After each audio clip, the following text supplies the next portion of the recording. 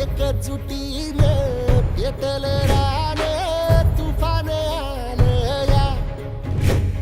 की मगाशी ज्या वार्डात तुमचे पाय लागले त्या वार्डात देखील शिवसेनेचा नगरसेवक असेल आणि या वार्डात देखील तुमचे पाय लागले याही वार्डात शिवसेनेचा नगरसेवक निवडून आणल्याशिवाय जे काय कार्यकर्ती मंडळी आहेत ती गप्प बसणार नाही. की लहानपणी माझ्या घरातून आत शिरत असताना आमच्याकडे वाक्य लिहिलेलं, घरामधून बाहेर पडत असताना देखील आमच्या दारावरती एक वाक्य लिहिलेलं.